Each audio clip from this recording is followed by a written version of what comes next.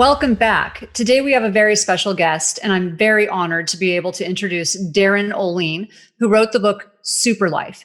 And you may actually know Darren from his endeavors with Zac Efron in the Netflix series where they travel around the world, and they're searching for healthier, sustainable ways to live, and it's called Down to Earth. We actually checked it out, and we thought it was really cool. So we are really honored to have Darren with us today, another brain warrior after our own heart, who's like really trying to find the healthiest way for people to live and sustain the earth. And we're just really honored you're with us. Thank you so much for joining us. Oh man, thank you. It's a shared honor to be here and discuss these things with you guys for sure. Can you tell us part of your journey? So how did you get to the point where health is really such an important part of your mission? It's funny because it literally goes all the way back to the point of birth for me. I was premature by 2 months, and in 1970, they gave me a 50-50 chance of surviving. So really, it was through a lot of work, really discovering that in an inherent deep level, my first kind of inkling or understanding in this world was it was dangerous. I was susceptible. And so there was a lot of kind of issues as I was kind of growing up with a resting heart rate of 120 beats per minute, overactive thyroids. They weren't sure my lungs were fully developed. It was all of these things that kind of set this trajectory. And really just fast forwarding, I was a regular kid from Minnesota, and just eating, horribly, but what everyone else ate. And spontaneously at the age of 13, I saw in the Minneapolis Star and Tribune, I saw an article on a cleanse. And listen, my mom and dad were definitely not hippies at all. They're regular people. And I just saw this article, and I told my mom to get me a bunch of grapefruits, and I'm just going to start eating grapefruits. And I think she didn't even really register. She just got grapefruits and didn't really realize that I was just eating grapefruits for like 3 days in a row. And I was the first time consciously I felt the difference between what was going on in my mouth to how I felt. And obviously it helped my brain as well, because I was all over the place. But of course I went back to being a regular kid, and I was stimulating myself with literally the old fashioned bottles of Coke. I was drinking about 6 of those a day. And just, bouncing off the walls. And then really at 16, I started working out and picking up my first dumbbell and realizing my first messaging was I was weak, I was vulnerable from that birth experience. And so when I started weight training and realizing I could get stronger, I then started going, oh, food is important, because I remember I just did that at 13. And so it just kind of started coming together, and I started becoming stronger in a lot of both internally and externally. I then started playing all the sports and football. And then it really, the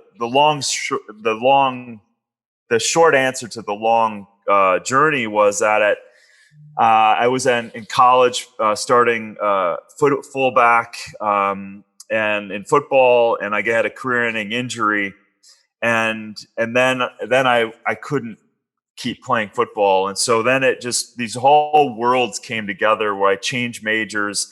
I studied physiology and nutrition and kinesiology, and then just got the awareness that this body is an utter miracle, and if we start putting the right things in place, that we can actually heal it. So the allopathic world didn't get me back playing again. It didn't put me back on the field. It didn't make me feel better, because I was absolutely depressed. When you're a kid that wants to play football and do all these things, naturally, that just came to a crashing halt.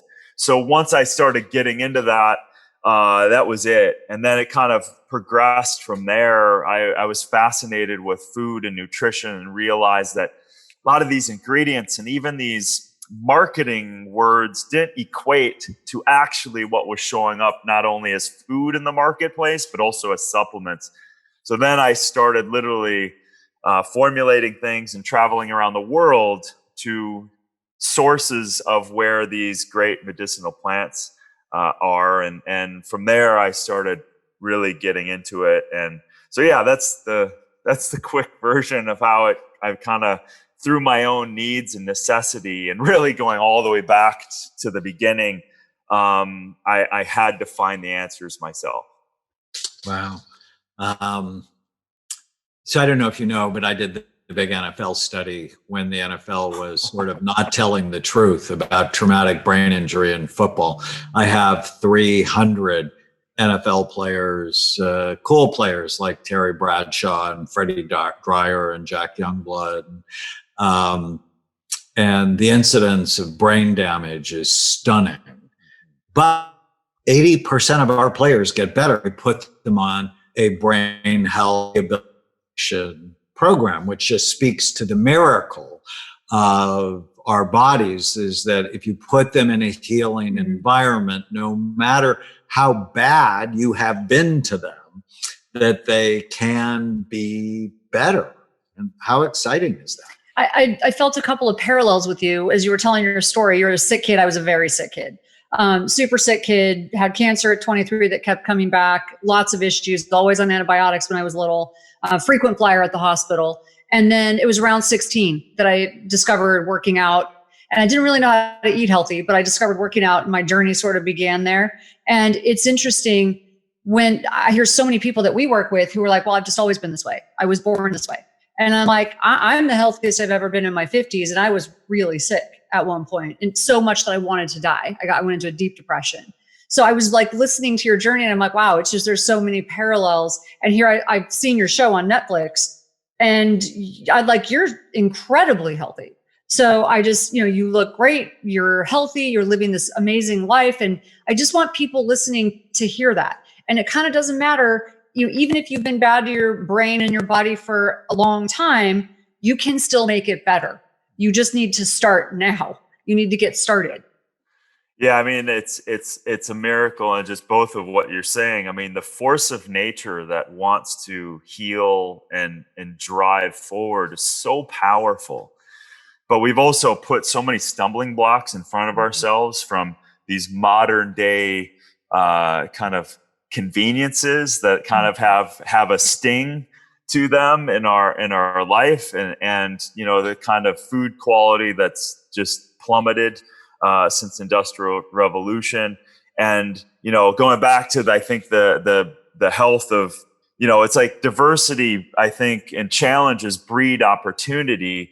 I think I saved myself from a lot more hits in the head on the one hand, Doc, right? So and through that kind of stopping, that abrupt stopping, it turned this curiosity and this fascination on with this healing potentiality that exists within us. And so there's two very strong principles. If you eliminate the exposure to things that are causing disease, and you can easily go down a list of 60,000 toxins emitted in our atmosphere every year that are untested, are not necessarily biologically supportive, and on and on and on. But then if you increase these nutrient-dense compounds and plants and life-giving waters, then the miracles literally are kind of spewing out and benefiting us as we go. And I can't imagine. It would be fun to be like a fly on the wall to some of the people that you're dealing with, because I think that having seen it myself in my own way, you see the power that happens if you stop one thing that's causing harm and you turn on the other things that are causing life. You're right. There is no stopping life in that way. So it's very powerful. Well, and I often say brain health is three things. It's brain envy. You have to care about it. Freud was wrong. Penis envy is not the cause of anybody's problem. I've not seen it once in my 40-year psychiatric career. But you have to care about your brain and then avoid things that hurt it, just like you talked about, and do things that help it. And you just have to know the lists. And I'm sure our lists are actually probably very similar. I went to our daughter's second grade class and 20 things on the board.